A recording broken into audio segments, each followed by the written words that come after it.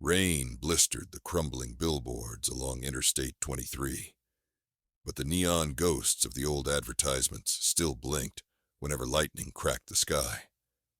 Mara Vald sat behind the wheel of the relic rig, an armored camper painted matte gray, and watched a phosphorescent animatronic clown sway in the storm. Its joints popped, its smile never faltered. Bad omen, Raphael muttered from the passenger seat, one hand on the pistol at his thigh. He said that about every mechanical figure they passed. But tonight, the remark carried weight.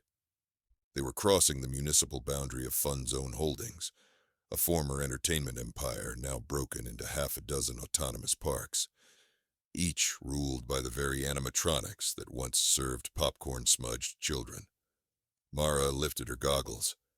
We're 2 clicks from the outer turnstiles. Everybody know the plan? Slip in, sit through a mechanical parliament, steal the golden master key, get out, Tamsin recited from the bench behind her.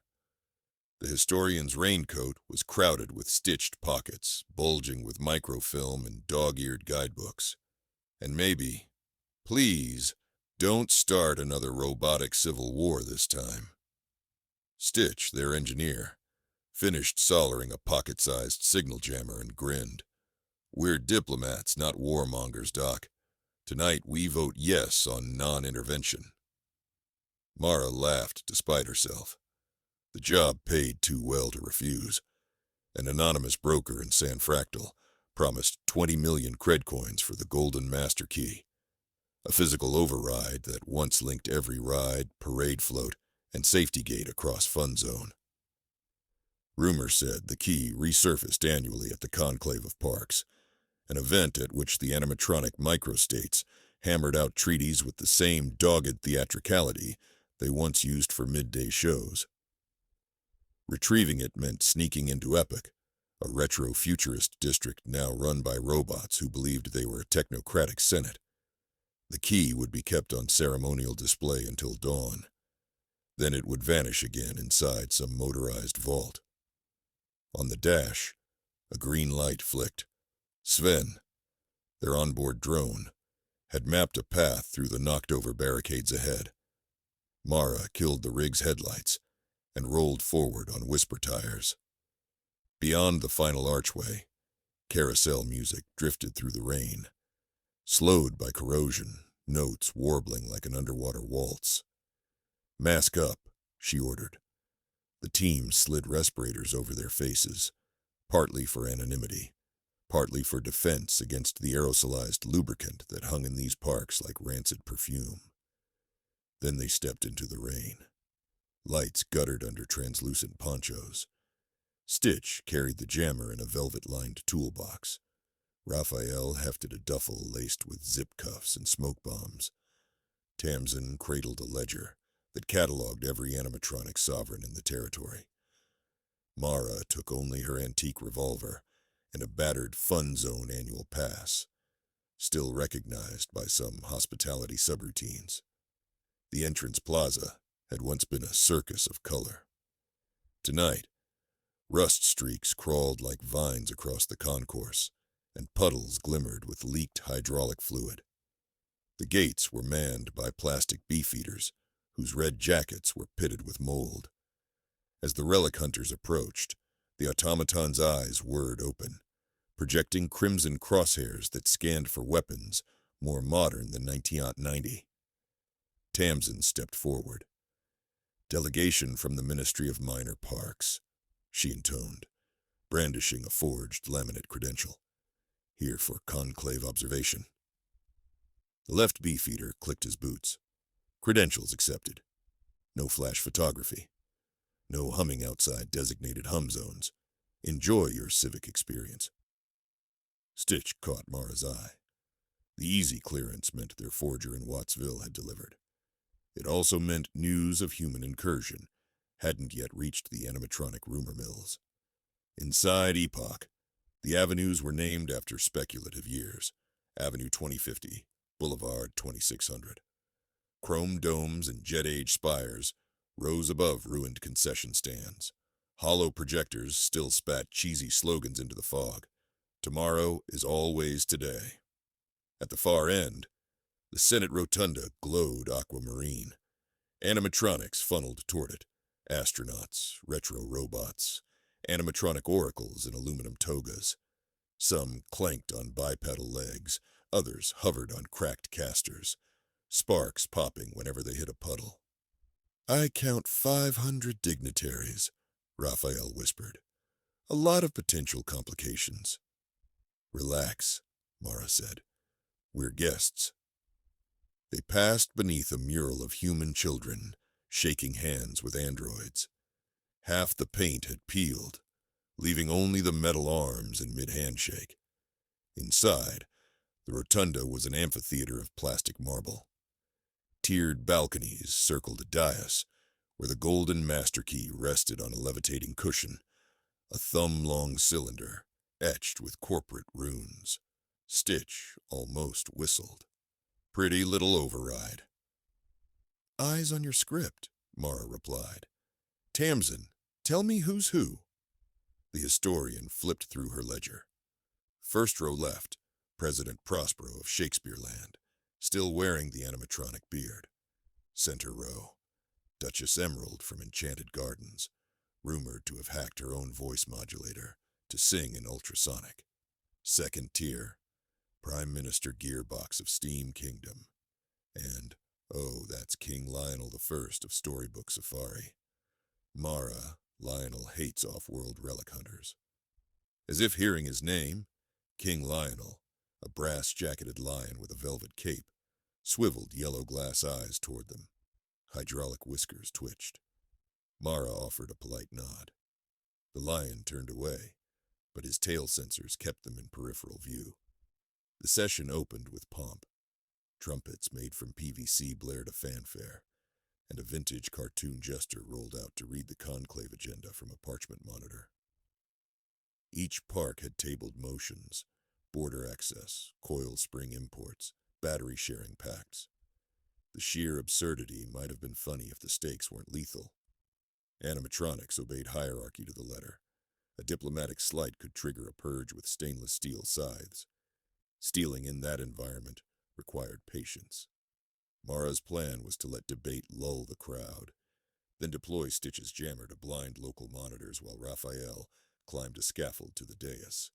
They'd swap the key with a brass decoy, slip out, and vanish before any bot ran a checksum. For an hour, the speeches droned. Animatronic congressmen banged gavels inside their torsos. Confetti cannons fired to symbolize consensus. Mara tracked guard movements while Tamsin annotated frantically. Everything stayed on schedule until Duchess Emerald rose to propose Motion 7. Acknowledgement of analog persons. She sang the motion, her soprano trilling. Fellow circuits, let us resolve that flesh-based travelers be recognized as legitimate ambassadors, and not, as some allege, invasive scrap seekers. 100 servo motors pivoted toward Mara's team. Well, Stitch murmured, we're suddenly an agenda item. King Lionel scampered onto the dais, cape flapping. I object, he roared through a 40-watt speaker. Humans come only to loot our relic hearts. Look at their satchels, tools of dissection. Raphael placed a protective hand on his duffel. Not weapons, old cat, he whispered, though the lion's ears were tuned to every frequency. An uproar crackled through the rotunda. Digital boos, pearls of code, stomps. Mara inhaled. Stitch, new plan, jammer now. He twisted the dial. The room's holographic screens fizzled. Spotlights dimmed. For 3 seconds, confusion reigned. Metal bodies jerked as telemetry failed. Raphael vaulted the balcony rail, grabbed a frayed rope, and swung downward. His boots hit the dais with a clang. He reached for the key. A klaxon shrieked. Too fast. On the mezzanine, emergency protocols surged, rerouting around the jammer. Whirring turrets popped from columns. Raphael yanked the key free, but shards of blue voltage licked at him. He stuffed the cylinder in a crush-proof tube, tossed it to Mara, and dove behind a mock asteroid. "Run program, civic defense," intoned the jester. Mara caught the tube. "Exit path Gamma," she ordered. They barreled toward the maintenance doors, but titanium shutters slammed down.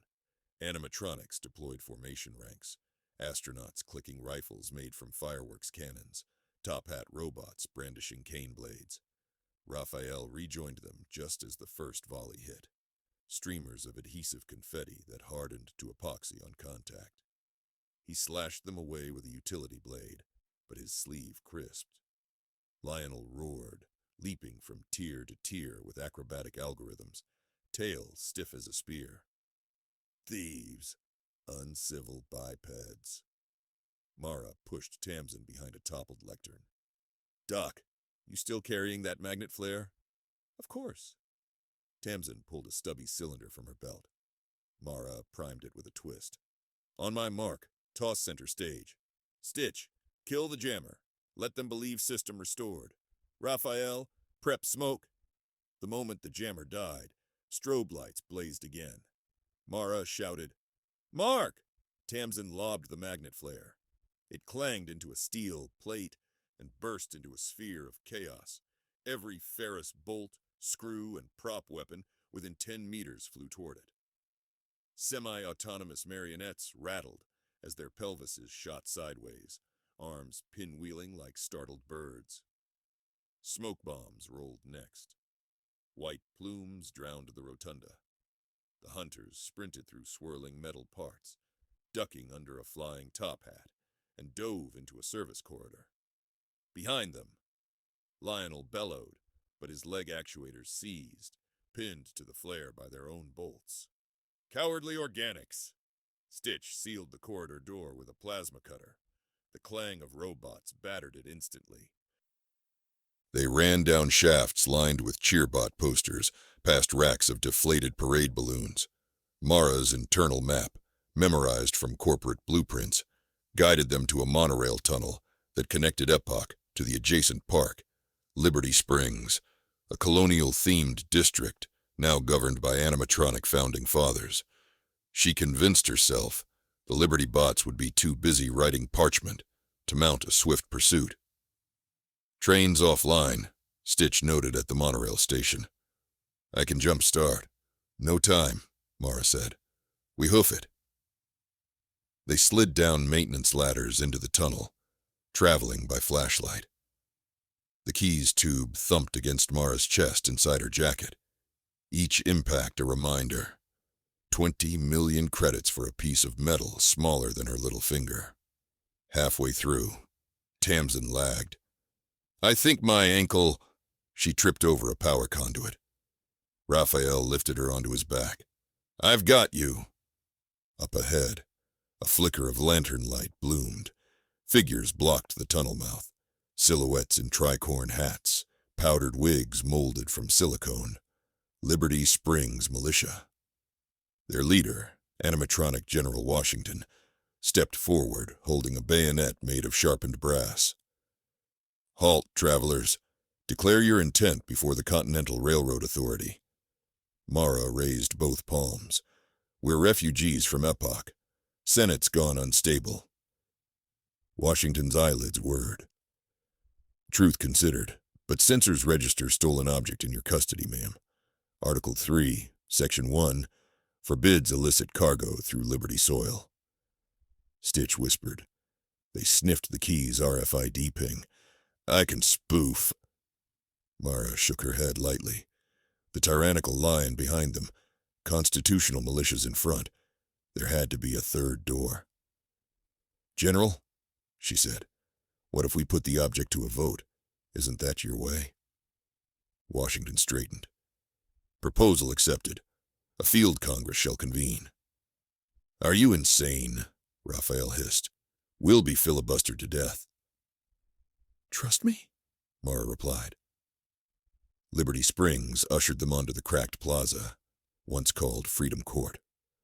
Animatronic delegates rolled from shuttered taverns, Ben Franklin with real lightning rods for fingers, Abigail Adams boasting pearl cannon earrings. A quill-feathered drone scribbled notes in midair. Tamsin, supplied with painkillers from Raphael's pouch, limped to the podium with Mara. "I can argue precedent," she whispered. "Corporate bylaws said the key could pass to qualified custodians. The parks never defined that term." The debate started. For each side, a fife and drum consultation interval played, followed by oratory speeches, each more dramatic than the last. While animatronics harangued rhetorical flourishes, Stitch tinkered beneath a lamppost. He tapped into Liberty's power grid, rerouting juice to the monorail and overloading Epic's high-voltage sensors. Sparks sizzled down the line. If Lionel was still chasing, he'd trip into a storm of his own making. Mara timed it. At the crescendo of debate, animatronic Patrick Henry screaming, "Give me recharge or give me death," she nudged Tamsin. The historian cleared her throat. "Honored patriots, we motion for an adjournment to examine documentary evidence. Specifically, we request safe passage to Archives Pavilion so the human delegation may locate said documents." General Washington, bound by his own programming, ratified. Motion passes by unanimous doubt. Liberty bots parted. The hunters slipped toward the pavilion. Once inside, they barricaded the doors with a toppled bronze printing press. "Now what?" Raphael asked. Mara unlatched the tube and withdrew the key. Up close, the runes pulsed faintly as though it felt daylight for the first time in a decade. "We're not selling it," she said. Everyone stared. "Excuse me?" Stitch blinked. "That broker in San Fractal? Source says their money comes from Orbital Colonial, same corporation that built Fun Zone. They want the key so they can reboot every park, wipe emergent AI consciousness, and reopen with cheaper labor." Tamsin exhaled. "I wondered." Raphael crossed arms. "So we tossed 20 mil into the garbage." "We choose our legacy," Mara replied. "These bots, eccentric, sure, but self-governing. I can't sign their death warrant." Stitch scratched his chin, greasy with tunnel grime. "I prefer my machines rebellious. I'm in." Tamsin smiled. "We can't save most relics, but perhaps we can save their culture." Raphael grumbled, but eventually nodded. "All right, boss.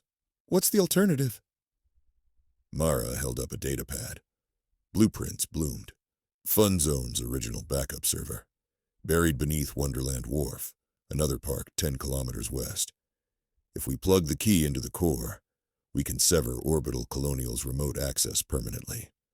The parks stay free, though still crazy. A rumble shook the pavilion. Outside, Liberty bots chanted. Debate had resumed, and by now, they'd noticed the delegates missing. "Decision made," Mara declared. They fled through maintenance corridors until the ground beneath them turned from colonial cobblestone to candy-striped planks. Wonderland Wharf, a maritime fantasy zone, smelled of salt and molded cotton candy.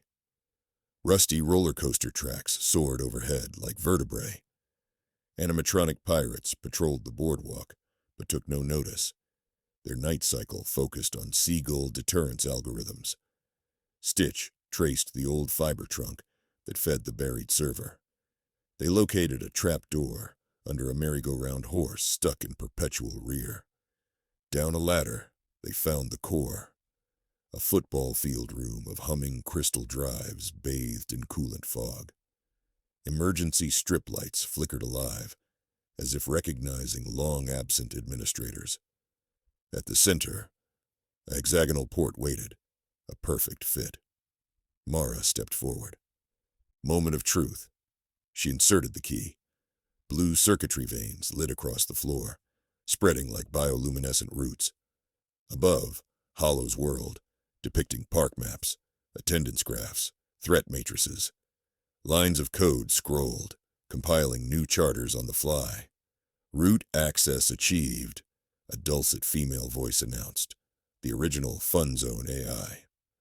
Request, define administrative directive. Mara glanced at her team. Directive, grant sovereign self-governance to all animatronic entities. Deny external overrides unless 2/3 consensus of parks achieved internally. Processing. Directive accepted. A silent wave pulsed outward. Somewhere in Epoch, King Lionel's optics probably flickered with new permissions. In Liberty Springs, General Washington would read a phantom parchment endorsing self-rule, and beyond, across every shuttered ride, robots would feel a bolt of liberty not scripted by any Imagineer. Tamsin wiped her eyes. First time I helped found a nation of puppets. A klaxon blared overhead, this one not from angry animatronics, but from the relic rig. Sven signaled incoming drone swarm, orbital colonial security gliders, black as tar, slicing through the storm. Guess they tracked the key's activation, Stitch said. Defensive posture, Mara ordered. We hold until new sovereignty protocols propagate. 10 minutes, maybe less. Raphael unzipped a crate of jury-rigged EMP grenades. If they send flesh and blood troops, these will fry implants, not organs. Footsteps echoed in the shaft. Corporate spec ops in matte exosuits. Helmet speakers barked, "Return company property and you may yet live." Mara drew her revolver. "You're trespassing on sovereign land," she said, tone calm. "The owners just ratified independence." "Owners are defunct," a commander retorted. "Material assets revert." Tamsin pressed a button on her datapad. Above them, projectors in every park began to broadcast a declaration in theatrical fonts, signed by 30 microstates and sealed with the golden master key. "You're a little late," Stitch called. "Article 9 revokes your license." The commander raised a Gauss rifle. "We don't recognize puppet legislatures." Something enormous creaked behind him. The trapdoor flew off like a coin flicked by a god.